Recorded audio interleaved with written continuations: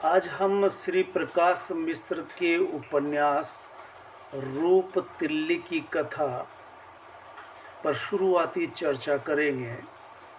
मैंने अभी इसका कोई 10% हिस्सा पढ़ा और पढ़ कर के मुझे लगा कि इस दौर में जब पाठक पुस्तकों से दूर होते चले जा रहे हैं, पुस्तकें खास करके कथा साहित्य और कथा साहित्य की सबसे सर्वश्रेष्ठ महाकाव्य, जिसे आज का महाकाव्य कहते हैं, उपन्यास, जो पूर्वोत्तर के आदिवासी जनजीवन पर आधारित है, जहाँ बांस फूलते हैं, आप पहले पढ़ चुके सुन चुके होंगे। कोई 2 साल से ये मेरे पास रचना रही, लेकिन मैं इन दिनों किसी तरह से इस तक पहुंच सका और शुरुआत की तो मुझे पाया कि इस उपन्यास की कुछ खासियत है और किस तरह से खासी जनजाति के लोगों की विशेषताएं उभर कर के आती है। दूसरा, भौगोलिक दृष्टि से पूर्वोत्तर राज्य में बरसात कितनी होती है, ये शुरुआती चित्रण से ही पता चलता है। उपन्यास की जब शुरुआत होती है तो झमाझम बरसात से पाठक रूबरू होता है और उपन्यासकार श्री प्रकाश मिश्र बरसात का वर्णन जिस तरह से करते हैं, उससे पाठक को ये एक बारगी लग ही जाता है कि इसमें पानी का, जल का, तालाब का, नदी का, पोखर का विशेष महत्व होगा। और मुझे लगता है कि मैं लगभग 30-35 पेज तक गुजरा और 2-3 बार बरसात का, जल का, नदी का जिस तरह से चित्रण होता है, इसके अलावा भी मैं शुरुआत में जब देखता हूँ कि बलि को लेकर के आदिवासियों में जो मानव बलि, और इस उपन्यास में मानव बलि को लेकर के जिक्र हुआ, जिसके बारे में हम विशेष तौर से बात करेंगे। कोपिल माई को बलि चढ़ाई जाती है। बलि कथा के अलावा सांप को लेकर के कि जंगल में सांप किसी भी व्यक्ति को डस लेता है और मौत के मुंह में चला जाता है, इसको लेकर के रूप तिल्ली की कथा में किस तरह से ये कथा समाई हुई है। शुरुआती दौर में 2-3 पात्र खास करके ध्यान आकर्षित करते हैं। राफ्ताब, दबैल सिंह, सुनाई दोहो, जोरा राय। अब इन पर हम क्रमशः आते हैं। सुनाई दो के द्वारा सांप मारने का एक पूरा लंबा, अनुभवी, डरा देना, कपा देने वाला उपन्यासकार ने चित्रण किया है। पानी की जैसे मैंने बात की कि सबसे पहले राफ्ता झमाझम बरसात में देखता है कि जब बरसात होती है, लगातार बरसात होती है, तब जिन्होंने खेतों में कुछ डाला है तो ऊंचाई पर चढ़ कर के खेतों को देखते हैं, फसलों को देखते हैं, फसल की पकाई को देखते हैं, दबा करके देखते हैं। और राफ्ताब उस समय आगे बढ़ रहा है उसी पानी में, बरसते हुए पानी में। तो नदी के बहाव में वह अपने आप को टिका नहीं पाता, बाढ़ जैसी आ रही है। बरसात है कि ठहरने का नाम नहीं ले रही है। बरसात होती है तो रुकती नहीं है, महीनों बरसती है। कुछ इलाकों के, खास करके पूर्वोत्तर के ऐसे घने सघन जंगलों की, जहाँ बरसात खूब होती है, झमाझम होती है। तो पानी का बरसना, राफ्ताब का नदी पार करना और नदी पार करते हुए उसके पैर का लड़खड़ा जाना, और फिर वो कोपिल माई से माफ़ी मांगता है कि जब कोई नदी पार करता है तो वो बलि देता है।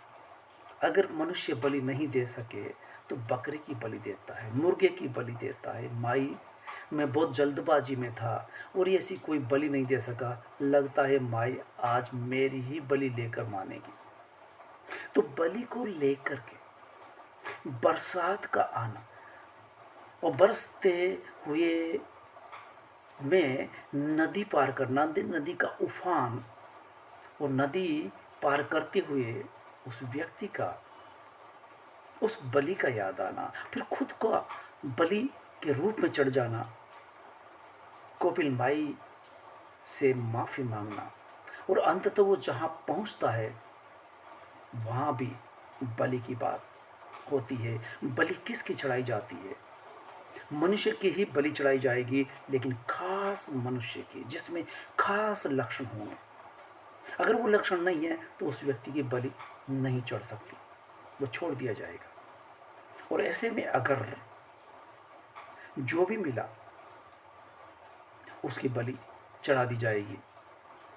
तो इस तरह से बलि को लेकर के इसमें बड़े विस्तार से बताया गया है। जिस पर हम आते हैं उसके पहले, जैसा कि मैंने बताया कि 3-4 पात्र ध्यान आकर्षित करते हैं। राफ्ताब, दबाइल सिंह और नजवा नानगुरु।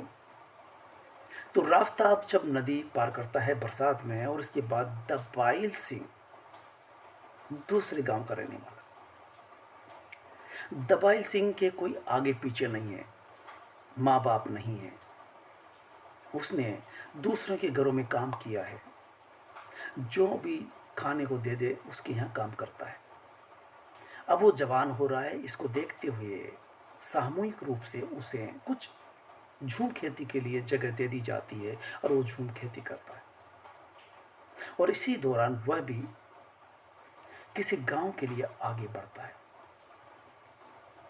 और वहीं उसकी मुलाकात होती है राफ्ताब से। वो आगे बढ़ रहा है, आगे आगे कोई व्यक्ति चल रहा है, वो तेजी से चलता है लेकिन पहुंच नहीं पाता।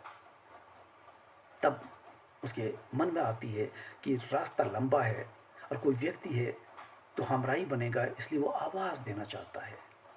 लेकिन कहा जाता है कि उनके समुदाय में इस तरह से आवाज़ नहीं दी जाती, गलत समझा जाता है। सो आवाज़ भी नहीं देता और वो तेज कदम बढ़ाते हुए उसके बगल तक पहुंच जाता है। बातचीत का सिलसिला कैसे आरंभ हुआ? कहते हैं कि खासी लोग पहली बात तो बात नहीं करते, अनजान व्यक्ति से तो बिल्कुल नहीं, पता नहीं बात करते करते कोई राज उगल जाए, इसलिए संभल करके बोलते हैं, कम से कम बोलते हैं, आगे से नहीं बोलते। ये खास करके आदिवासियों की फितरत रही है कि वे अनजान लोगों से खुलते नहीं, बात करते नहीं। यहाँ भी ये बात उभर के आती है। लेकिन बात का सिलसिला कैसे चलता है? राफ्ताब वो दबाइल सिंह अभी युवा है, राफ्ताब उम्रदराज है।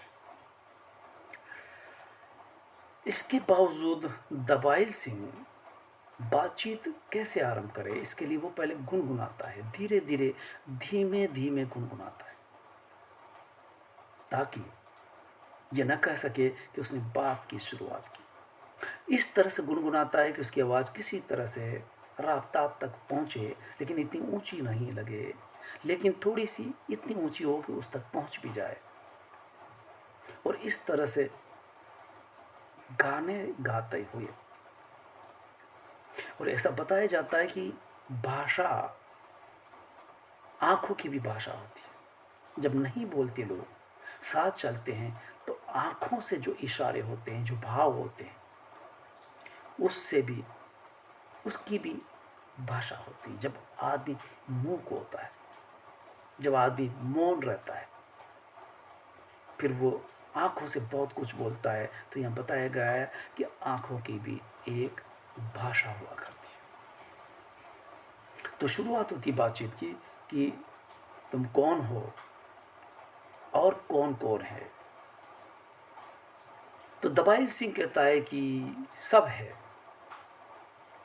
इस बात पर राफ्ताब को कुछ स्पष्ट समझ में नहीं आता तो पूछ लेता है कि सब कुछ का मतलब क्या, घर में कौन कौन है। तब दपाइल सिंह कहता है कि कोई नहीं है। तब राफ्ताब खुद ही अंदाज़ा लगा लेता है कि वाह, जिनके कोई नहीं होता उनके सब कोई होता है, हर कोई होता है, क्योंकि सभी के परिवार के समूह के आश्रय से वो पलता है। और इसी समय राफ्ताब जो बात कहता है, इन दिनों में सोच भी रहा था कि जीवन क्या है, जीवन की मंजिल क्या है। जब वो आगे बढ़ते हैं, जहाँ जा रहे हैं वो एक मंजिल है। राफ्ताब दर्शन की भाषा में बोलता है कि ऐसी कोई मंजिल नहीं होती जहाँ पहुँचा जाए। और जीवन में आदमी जो कुछ करता है वो कुछ खास नहीं होता। ऐसा नहीं होता है कि किसी मंजिल पर पहुँचाए, बल्कि ये होता है कि जो कुछ पहले वालों ने किया वही सब हम कर रहे हैं। हम कोई नया नहीं कर रहे, हम पहले वालों की राह पर आगे बढ़ रहे हैं, या कुछ कुछ राहें बना लेते हैं। ये जीवन नहीं, और ये कोई मंजिल नहीं, ऐसी मंजिल नहीं जिस पर पहुंचा जाए। यहाँ कोई भी व्यक्ति ऐसी मंजिल लेकर नहीं चलता जिस पर पहुंचा जाए और पहुंच करके कहा जा सके कि मंजिल आ गई है। कहने का मतलब ये कि आदमी जिंदगी भर जो कुछ करता है उसका हासिल क्या होता है। अगर इस पर विचार किया जाए दर्शन की भाषा में, तो ये गूढ़ रहस्य को समझ करके दपाइल सिंह कहता है कि शुरुआत में इस व्यक्ति से मुलाकात हुई और इस जिस तरह की बात करता है तो लगता है कि बात गहरा व्यक्ति है। और इस तरह से वो आगे बढ़ते हैं और सोन गांव पहुंचते हैं, जो बड़ा गांव है, जहां राब्ता जिस गुमास्ते के यहाँ पहुंचता है, उस गुमास्ते का बड़ा सा घर है। उस बड़े से घर को देख करके लगता है कि गुमास्ता बाहर आ रहा है, इसके पहले बहुत सारे लोग ज़रूरतमंद वहाँ बैठे हुए हैं। पहले वो उनसे बात करता है। वो ज़रूरतमंद है, उनको अनाज चाहिए, उनको अनाज दिया जाता है। बहुत सा समय इसी में गुजर जाता है। फिर वो राफ्ताब से मिलता है। और राफ्ताब को खास करके इसलिए बुलाया गया कि दो व्यक्ति जो अंदर बंद किए हुए हैं उनको देखा जाए कि उनकी बलि दी जा सकती है या नहीं। राफ्ताब उनको देख करके बताता है कि इनमें वो लक्षण नहीं है जिनसे कि इनकी बलि दी जा सके, सो इनको छोड़ दिया जाए। गुमास्ता उनको छोड़ तो देता है, लेकिन राफ्ताब पर एक जिम्मेदारी सौंप देता है कि तुम खुद लक्षण देखना और ऐसा आदमी पकड़ना, पकड़ने के लिए मैं आदमी दूंगा। पकड़ने की जिम्मेदारी हमारी, वो लक्षण देख करके बताने की जिम्मेदारी तुम्हारी। लेकिन राफ्ताब के सामने मुश्किल तब आ जाती है जब वे व्यक्ति छोड़ दिए जाते हैं और वे व्यक्ति, छूटे हुए व्यक्ति जहाँ भी जाते हैं वो प्रचार कर देते हैं। अब कोई भी व्यक्ति उन्हें देखते ही लठ उठा के बात करता है कि ये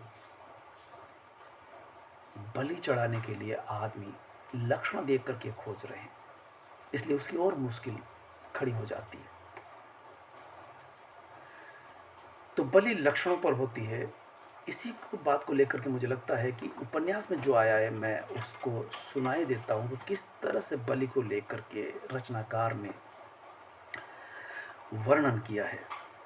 पेज नंबर 12 पर जब राफ्ताब नदी पार कर रहा होता है तो उसे याद आता है कोपिल माई, कोपिली नदी की देवी, जिसे पार करने से पहले हर खासी को चावल समेत सभी खाने के पदार्थ फेंक देना होता है। नदी में पांव डालने से पहले बलि चढ़ानी होती है। हो सके तो आदमी की, नहीं तो बकरे की, नहीं तो मुर्गे की। राफ्ताब ने खाने के बाद बंधा चावल फेंक दिया था, अदरक फेंक दिया था, मिर्च फेंक दिया था, यहाँ तक कि नमक फेंक दिया था। बस बलि नहीं चढ़ा पाया था। आदमी कहाँ से पाता, बकरा कहाँ से पाता, मुर्गे के लिए ऊ यानी खासी पुरुष के लिए सम्मान सूचक शब्द है ऊ। कालीचरण से मांगा था मुर्गा, लेकिन उसने दिया नहीं। राजा अपने कारज के लिए खर्चा नहीं देता, प्रजा उसकी अपनी होती है। उसके कार्य के लिए वह जो भी करेगी वह स्वयं राजा कर रहा होगा, चाहे इसी न्याय की बिना पर राजा का करना प्रजा के लिए करना हो जाता है। पेज नंबर 17 पर फिर पुनः बलि को लेकर के जिस तरह से कहा गया है कि वो जब दोनों रास्ते पर मिलते हैं, रास्ता अच्छा कटता जा रहा था, सामने सोना गांव दिखाई दे रहा था। वहां के गुमास्ते ने पूरी मदद करने की बात पनार राजा से कही थी, यानी सिंतेक लोग अपने को पनार कहते हैं। उसी के बूते पर राफ्ताब अकेले निकल पड़ा था। गुमास्ते ने तो स्वयं ही पूरी व्यवस्था कर देने की बात कही थी, किंतु आदमी को तो वह नहीं पहचानता था। तमाम झमेले होते हैं। सिंतेको सिंतेको यानी खासियों की वह शाखा जो जयंतिया पहाड़ी में रहती है और अपने को दूसरों से थोड़ा ऊंचा समझती है। एक साल इस जाति का आदमी चाहिए तो दूसरा साल उस जाति का। एक साल आदमी में ये लक्षण होने चाहिए तो दूसरे साल ये। हिंदुओं में यानी हिंदुओं में क्या होता है, किसी भी जाति का हो कुछ तयशुदा लक्षण है, यदि उसे धारण किए है तो काली माई को चढ़ा दो। अब तो काले बकरे से ही काम चल जाता है, किंतु क्या यह ठीक है? बकरा भला आदमी की जगह कैसे ले सकता है? आप गौर करिए कि बलि चढ़ाते वक्त बकरे की बलि से आदमी की बलि क्यों कर बड़ी होती है, इसका चित्रण कितने गहराई से किया गया है वो देखिए कि चढ़ाते वक्त, बलि चढ़ाते वक्त आदमी को जब बलि चढ़ाया जाता है, जो अपनी मूक आंखों से भय बखानता है, उसके चेहरे पर जो तनाव आता है, जल्दी जल्दी जो रंग बदलता है, जो उसके मनोभावों के सबूत होते हैं, वह क्या बकरे के चेहरे पर उभर सकते हैं? और नहीं उभरता है तो माई क्या संतुष्ट होगी? इससे अंदाजा लगा सकते हैं कि वर्षों तक आदमी की बलि देने की प्रथा क्यों कर चलती रही। क्योंकि लोगों में, आदमी में जो खौफ उभर के आता है, जो डर उभर के आता है, बलि चढ़ाते वक्त बलि चढ़ाने वाला ही देखता है और समझ जाता है कि माई अब खुश होगी। अब इसका एक अलग व्याख्या की जा सकती है कि माई जो पत्थर की मूर्ति में है वो नहीं, बल्कि जो बलि चढ़ा रहे हैं उन्होंने किस किस तरह की धारणाएं, किस किस तरह की रीतियां बना रखी है कि आदमी में वो डर, वो खौफ जब होगा तो माँ खुश होगी। बकरे में कितना डर खौफ होगा, उसकी आंखों में क्या भाव आएंगे, आदमी की तरह तो आ नहीं सकते। सो आदमी की बलि बकरे की बलि का विकल्प नहीं हो सकती। आदमी की बलि बकरे से पूरी नहीं हो सकती और यही कारण है कि बहुत काल तक आदमी की बलि दी जाती रही इस तरह से। दूसरा वर्णन आता है, जोर राय उत्थेलन पूजा की बात करते हैं। सुनाई दो यानी उत्थेलन पूजा, सांप पूजा। एक सांप इस तरह का चमत्कारिक वर्णन किया गया है कि सांप रोज खाने को शिकार चाहिए और जो भी उस तरफ से दूसरे गांव के लिए गुजरता है, अगर 7 व्यक्ति गुजर रहे हैं तो 5 तो वापस लौट आएंगे, 2 उसके आहार बन जाएंगे। कहा जाता है कि अगर एक आदमी गुजरता है तो वो उसे नहीं खाता। कहा जाता है कि वो जितने आते हैं उनमें से आधे खा सकता है, आधे को छोड़ देगा, और एक को इसलिए नहीं खा सकता कि एक का आधा कुछ नहीं होता, सो एक को छोड़ देता है। इस समस्या को पार पाने के लिए सुनाई दो को नियुक्त किया जाता है और सुनाई दो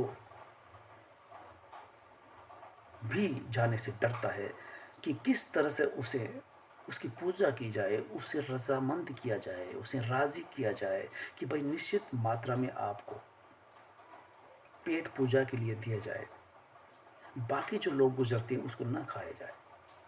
तो वो बकरे मुर्गे ये सब ले जाता है और उसे खिलाता है। वो सोच लेता है सुनाई दो कि इस सांप को तो किसी तरह से रास्ते से हटाना होगा, नहीं तो ये हमारा समूल नाश कर देगा। इस तरह से इसको लिए कहाँ तक पेट पूजा करते रहेंगे। और इसके लिए कहा जाता है कि अकर्मण्य होना पालतू होना है। ये गजब का वक्तव्य दिया है। कहा जा रहा है कि कौम भी पालतू हो जाती है जब वो बैठे बैठे खाती है। तो वो सांप जब उसे घर बैठे सब कुछ खाने को दिया जाता रहता है और वो आलसी हो जाता है, तब वो इंतजार करता है सुनाई दो का। गुस्सा होता है जब वो नहीं आता, लेकिन ज़्यादा नहीं करता क्योंकि वो आलसी हो गया है कि उसको बिना कुछ किए खाने को मिल रहा है। एक दिन खिलाते खिलाते वो सोच लेता है कि आज इसका काम तमाम करना है। सो लोहा गर्म किया जाता है और गर्म लोहे को उससे कहता है कि तुम मुंह चौड़ा कर, आज मेरे तेरे को लाल लाल मांस देता हूँ, और उसको मुंह में फेंक दिया जाता है। इसी के साथ कराह के साथ उसका अंत होता है। लेकिन अंत होते होते भी बताता है कि तुमने मेरे साथ घात किया, धोखा दिया, इसलिए मेरी बोटी बोटी से सांप निकलेंगे, सब तरफ फैल जाएंगे और तुम्हें डसते रहेंगे। इस तरह से उस सांप का तो अंत हो जाता है। ये बलि कथा, वो सांप कथा यहाँ आती है। अंत में नजवा और राफ्ताब का मिलन। राफ्ताब पानी से जूझते हुए सोनगांव तक पहुंचता है और नजवा नजवा औरत है, नजवा नानगुरुम, जो जंगल में तेज पत्ता बटोरती है। तेज पत्ता बटोरते बटोरते वो नदी में नहाने लगती है और नदी में नहाते नहाते बहने लगती है, तैरने लगती है, धारा के विपरीत बहती है, धारा के साथ बहती है। और बहते बहते वो आगे चली जाती है। एक बड़ा सा घेरा बनता है पानी का, उसमें वो चली जाती है। अब उसे बाहर निकलना मुश्किल हो जाता है और उल्टी धार में तैर करके बाहर निकलना और मुश्किल हो जाता है। उसे किनारा नहीं दिखाई देता, उसके समझ में कुछ नहीं आता। इस तरह से कह सकते हैं कि जिस तरह से उपन्यास की शुरुआत झमाझम बरसात से होती है, फिर नज़्मा नानगुरुम जो पत्ता ही बटोर रही होती है, नहाने के लिए नदी में उतरती है और खूब नहाती है, तैरती है, लेकिन वो तैरते तैरते इतनी आगे निकल जाती है कि अब उसे बाहर निकलना मुश्किल हो जाता है, थक जाती है। अब वो चिल्लाती है, चिल्लाहट सुनाई देती है और चिल्लाहट लौट करके उसे सुनाई देती है, चिल्ला करके भी थक जाती है। अब वो पानी को समर्पित कर देती है अपने आप को। इतने में राफ्ताब दूसरी तरफ से तैरता हुआ आता है और वो देखता है कि कोई महिला तैरती हुई आ रही है, बेहोश है। वो उसे किसी तरह से पकड़ करके बाहर निकालता है और बाहर निकाल के चल देता है। नज़वा भी चली जाती है, लेकिन नज़वा के मन में प्रेम का अंकुर फूटता है। अब वो रोज उस नदी पर आती है, उस जगह पर आती है, उस समय पर आती है जब ये घटना घटती है। वो नहीं मिलता। तब वो सुबह आती है, वो नहीं मिलता। फिर शाम को आती है, वो नहीं मिलता। फिर वो दिन भर बैठती है, वो नहीं मिलता। तब फिर वो कह देती है कि ठीक है, अब मैं नहीं आऊँगी। और एक दिन, बहुत दिनों बाद, फिर वो इसी तरह से उसी नदी में तैर रही होती है और उसी स्थिति में राफ्ताब फिर उसे वहाँ से निकालता है। और इस तरह से उन दोनों में जो प्रेम होता है, अंततः नजवा में उसका गर्भ ठहर जाता है। इस तरह से कहानी खासी समुदाय की खास विशेषताओं की, पानी जल की, उनके विश्वासों की, रूप तिल्ली की रूपकथा रूप तिल्ली की कथा, श्री प्रकाश मिश्र के ये उपन्यास, जिसको आगे पढ़ करके फिर मैं पुनः आपके सामने रूबरू हो सकूंगा। उपन्यास पढ़ना या पुस्तक पढ़ना इस दौर में बेशक कितना मुश्किल हो चला है, जब व्हाट्सएप फेसबुक पर हम होते हैं। विद्वान लोग कहते हैं कि फेसबुक और व्हाट्सएप पुस्तक की कमी को पूरा नहीं कर सकते। आप अगर तनावग्रस्त है तो व्हाट्सएप फेसबुक आपके तनाव को बढ़ा सकता है, लेकिन पुस्तक उस तनाव को कम करती है। गांधी जी ने कभी कहा था कि दोस्त बहुत जरूरी है, लेकिन दोस्त भी कभी कभार दुश्मन हो सकता है।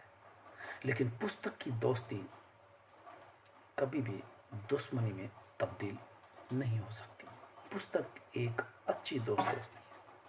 इसलिए पुस्तकों से दोस्ती बनाए रखना आज के दौर में बेशक मुश्किल है, पर अच्छी पुस्तकों से हमारा संपर्क होना बेहद ज़रूरी है। तो यह है रूप तिल्ली की कथा। आज इतना ही। धन्यवाद।